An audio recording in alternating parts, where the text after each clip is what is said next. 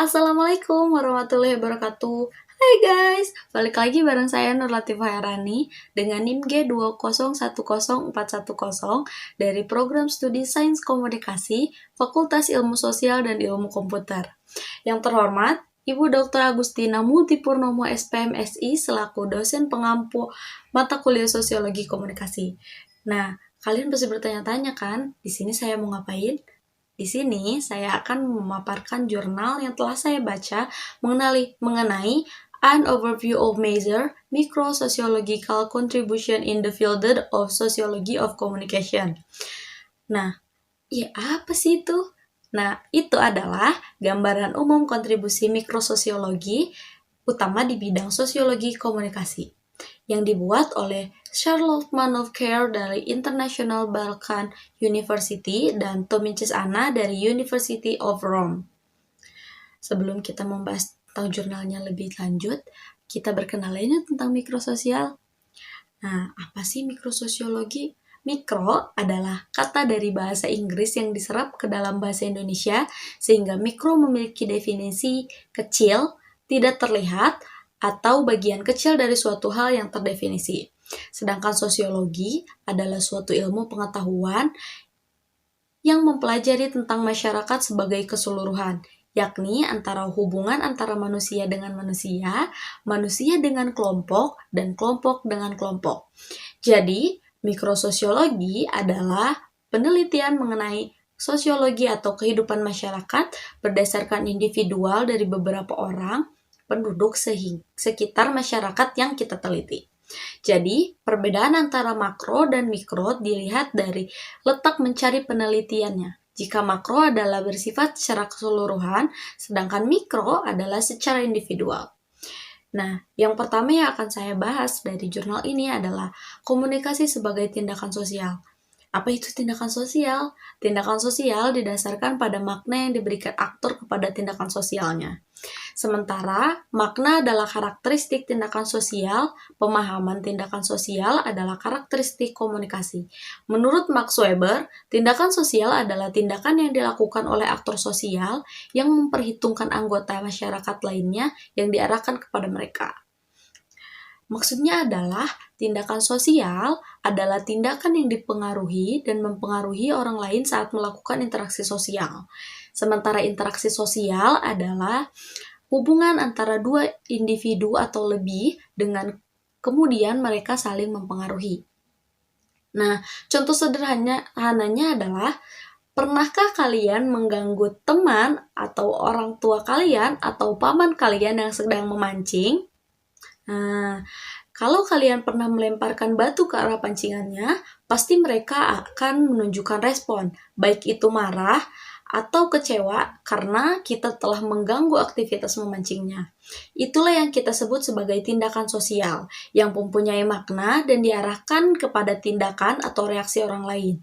Tetapi, jika kita melempar batu ke sungai tanpa adanya makna atau tanpa adanya reaksi yang kita tunjukkan, itu bukan bagian dari tindakan sosial, karena tidak adanya tindakan sosial yang mempunyai makna. Yang kedua adalah tindakan komunikasi sebagai tindakan bersama.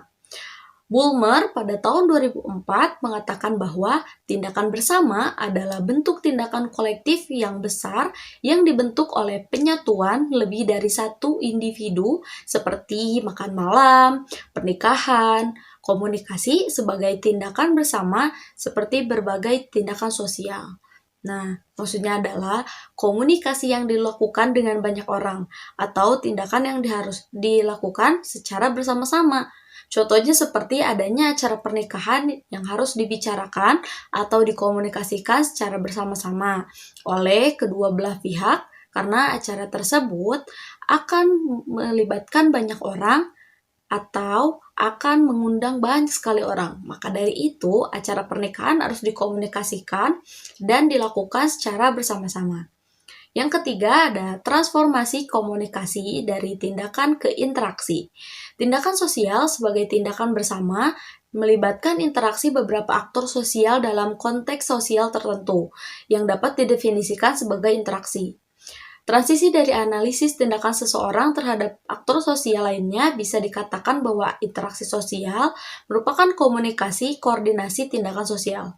Sementara kunci dari tindakan sosial adalah makna yang terpaku pada situasi yang mendefinisikan di mana beliau beroperasi dalam interaksi penekanan ditempatkan pada hubungan yang diperlukan untuk membangun pada saat dua aktor berperan secara bersamaan untuk mengatasi satu sama lain.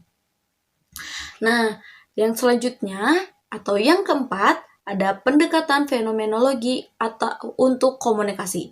Dalam upaya mengobjektifikasi pengetahuan yang diinterasikan oleh aktor sosial, fenomenologi telah membangun beberapa konsep sebagai prasyarat untuk komunikasi yang mengatasi isolasi pengalaman secara pengalaman sadar individu atau tipifikasi. Fenomenologi berasal dari bahasa Yunani atau paenastai, yang berarti menunjukkan dirinya sendiri atau menampilkan. Sesuai dengan namanya, fenomenologi adalah ilmu atau logos mengenai sesuatu yang tampak atau fenomenon. Fenomenologi adalah studi tentang pengetahuan yang berasal dari kesadaran atau cara memahami suatu objek atau peristiwa dengan mengalami secara sadar. Nah, proses tipifikasi adalah pusat komunikasi di mana aktor sosial secara praktis terlibat dalam dunia sosial. Contohnya yaitu ketika kita pergi ke bank, kita biasanya tidak mengenal teller bank secara pribadi. Namun, ketika kita memasuki situasi dengan semacam pengetahuan tentang teller sebagai tipe orang dan bank sebagai jenis situasi sosial. Nah, intersubjektivisme adalah ruang simbol-simbol yang dapat dikenali dan dapat dimengerti. Nah, ruang itu mengapung di antara aktor-aktor sosial. Melalui intersubjektivitas, para ahli fenomenologi telah mencoba mengatasi perbedaan antara pengalaman individu, aktor sosial, dan pengalaman kelompok sosial, memperkaya kesadaran individu aktor sosial dengan pengetahuan empiris sosial yang lebih luas. Apa itu intersubjektivitas? Intersubjektivitas adalah suatu hubungan antara seseorang individu dengan individu lainnya melalui cinta kasih dalam menjalani kebersamaan dalam kehidupannya. Contohnya adalah kita saling berbagi mimpi ketika ini terjadi ketika dua atau lebih orang yang bermimpi sama. Atau kita share mimpi sama teman kita. Nah, itu ketika dua orang yang sedang sadar yang berbagi mimpi. Nah, yang kelima atau yang selanjutnya ada konsepsi makrososiologi dari tindakan komunikasi dalam aturan tak kasat mata dalam kehidupan sosial. Berfokus pada analisis mikrososiologi komunikasi, Habermas menyelidiki tindak analisis makro yang juga menerapkan pada komunikasi. Tindakan komunikatif menurut Habermas pada tahun 2009 mengacu pada tindakan yang diarahkan oleh norma-norma yang disepakati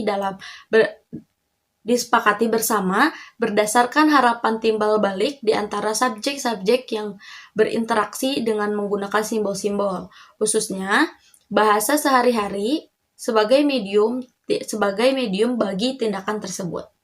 Nah, analisis percakapan dalam entometodologi sebagai signifikasi sehingga seiring waktu, analisis percakapan mulai menonjol sebagai disiplin otonom dan sebagai otonom metodologi. Dalam analisis bahasa praktis, konteks sosial juga penting untuk menjadi anggota kelompok. Nah, hubungan di antara konteks sosial dan komunikasi sangatlah kompleks. Di satu sisi, konteks sosial mengkondisikan dan memimpin percakapan. Di sisi lain, percakapan adalah kontribusi pada penciptaan atau pendefinisian ulang konteks sosial. Dari Garfinkel pada tahun 1967.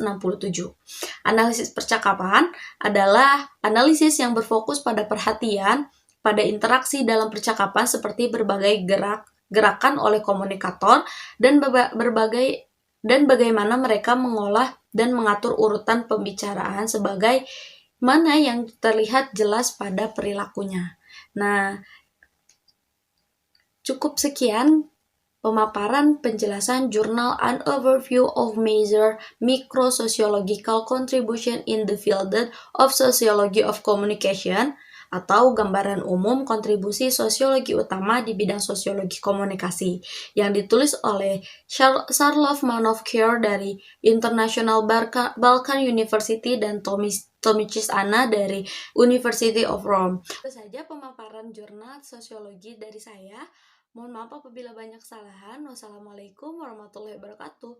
Thank you for watching. Jangan lupa like, comment, share, and subscribe. Bye-bye.